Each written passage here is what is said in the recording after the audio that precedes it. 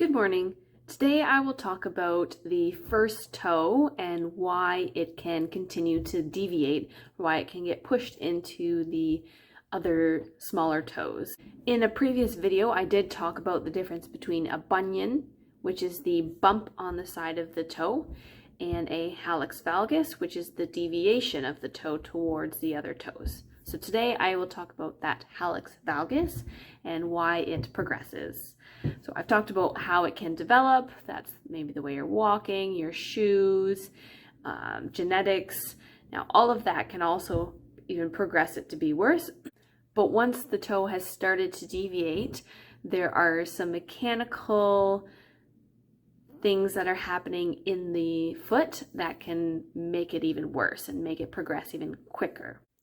There are some tendons that run along the top and bottom of this toe, and that it does pull down, but as soon as the toe starts to deviate inwards, that pull is a little bit different and can actually pull the toe even farther in towards the other toes.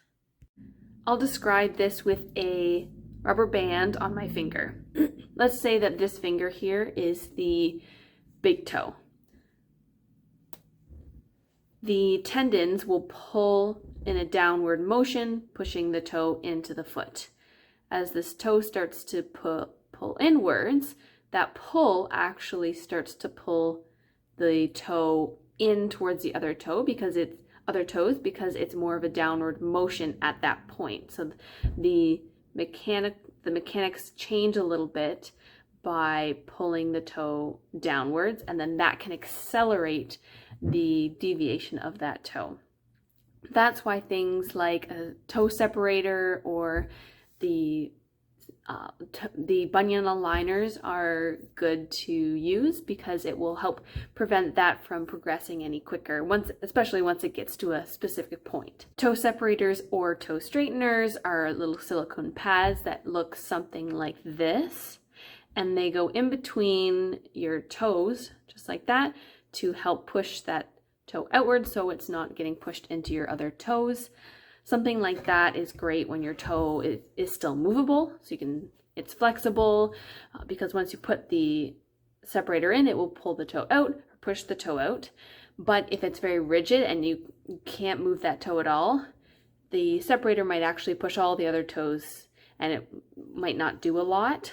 This here is a rigid splint, and it wraps around the foot and helps to pull the toe in a straight position.